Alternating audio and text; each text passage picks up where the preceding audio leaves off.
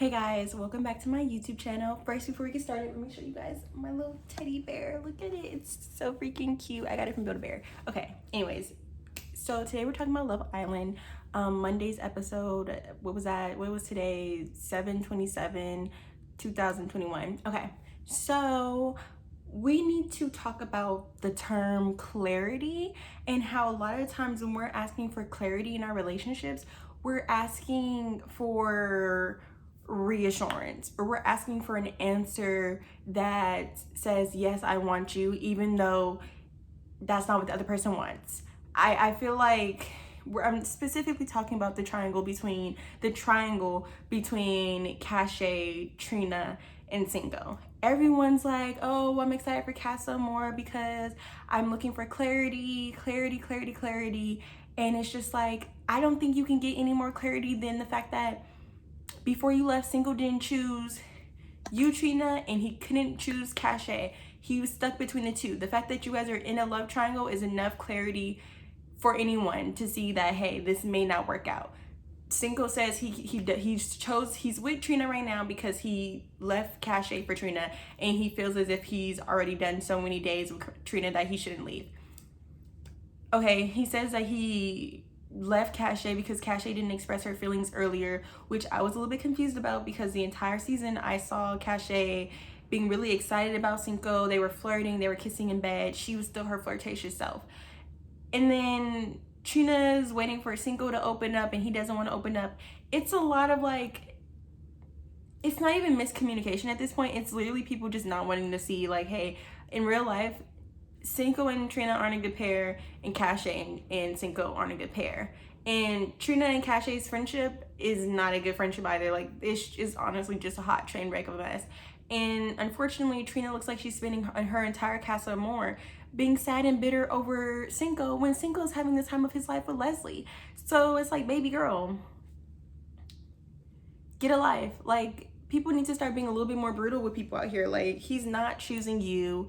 If he does choose you, it's because he sees he's gonna learn that Leslie doesn't really like him, which Leslie stated tonight. Leslie was like, hey Cinco, you give me the best kisses and I'm sexually attracted to you.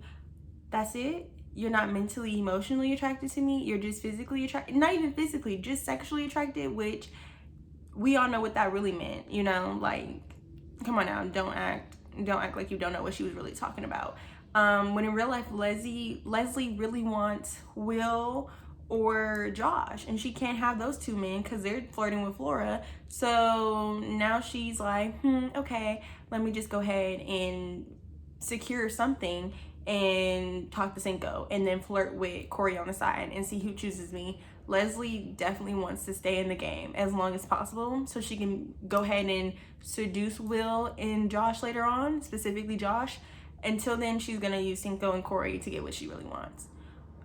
Now, I love that Cache for Casa Amor, all the men were on her. The only man who wasn't really interested in her immediately was Cam. And I believe like that other guy that was flirting with Shannon, not the tall white guy, but like the other guy that was flirting with Shannon and started talking to Trina a little bit. And I would say I was not disappointed by Cash. I love that Cash flirts around. She go ahead and tries all her options. She gets to know these men. I love that for her. I just wish now that she has Charlie and she likes Charlie, she would stop bringing up this fake triangle with Cinco. Let it go. Let it die. It doesn't exist. Please save yourself. Save yourself the turmoil of, save yourself the turmoil of really thinking you and Cinco are gonna go somewhere. Save yourself from riding that roller coaster that's so unnecessary. If you and Cinco work out later down the line, that's fine. But to be entering something with Charlie, a brand new, fresh guy, and in the back of your head being like, but I still want things with Cinco, I just feel like it's a little rude and disrespectful. Like, Cinco's a closed door. If he wanted you, he would have chose you, and he didn't choose you. Multiple times now, because there's been multiple recouplings where it was the man's choice and he has not chose you. So let it go. Let it go. And again, seeing Trina mope around the entire time, it's just like, you're just wasting your time crying and being sad when Cinco is not crying and being sad over you. Do I think Cinco's gonna end up choosing Trina at the end? I think there's a large possibility that he is, because Trina, and same thing with Kira, Trina and Kira give off safety nets. Both of them are very quiet, very I hate to use the words like submissive, but like they give off like quiet, kind of submissive vibes, traditional, what society views a traditional woman to be. And I feel like Trina will allow Cinco to play her multiple times, because he's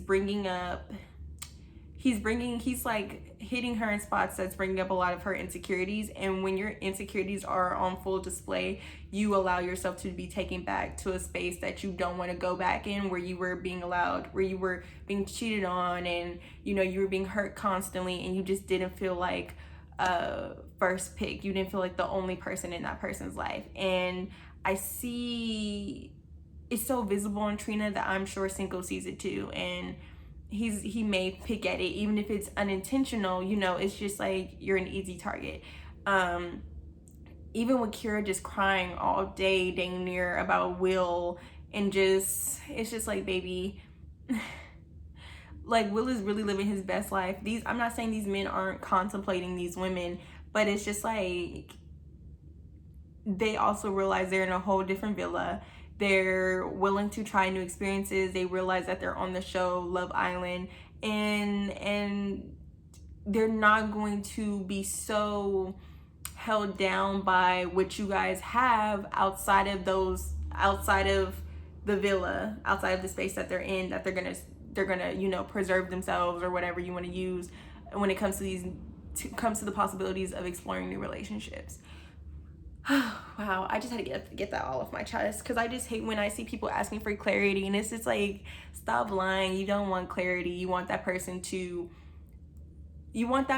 say, I want you. Because clarity is being able to see a situation, or see anything, and be able to be like, okay, this is what it is. Nothing's foggy about the situation here. Nothing's foggy about the triangle. The fact that you're in a triangle with someone that you had first considered a friend is enough for me personally to be like, okay, this isn't for me, let's step away. And I just wish Trina would come out of her shell as much as Cache does.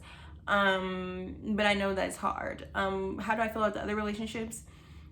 I think Shannon and Josh are good to go. I feel like they're going to leave the house together, the villa together, and I think they're gonna be happy, happy as can be, because I do see Josh really enjoying Shannon and really, maturing alongside her. How do I feel about the other relationships? I know Corey was excited for Leslie, but I just don't think Leslie's interested in him as more than just a friend. So I hope he explores other options with other women in Casa Amor before he chooses someone.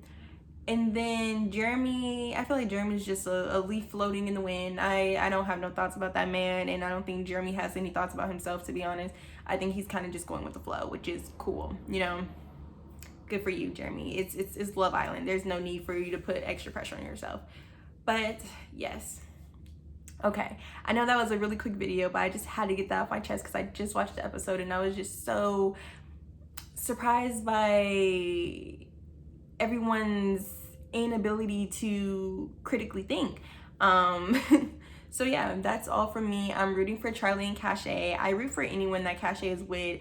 And the only thing is, I'm just not rooting for Cache and Cinco, because I just feel like there was a lot of begging going on. And before I end the video, let me say this. I recognize that Cache and Trina may have both been attracted to Cinco because he is tall, dark, and handsome. He's a black man, and he was the only black man in the villa.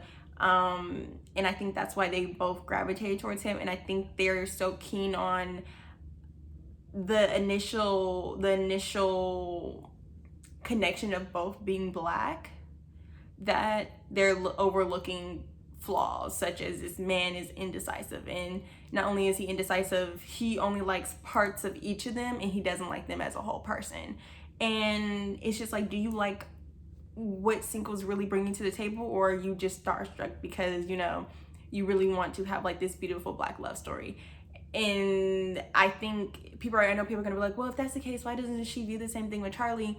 I really feel like it's because Cinco was the first one. You know, he was the first one in that villa that was a black man that made that connection with both those women. And it's also a competition. I think if Trina liked Charlie, I think Cache would be more eager to choose him immediately.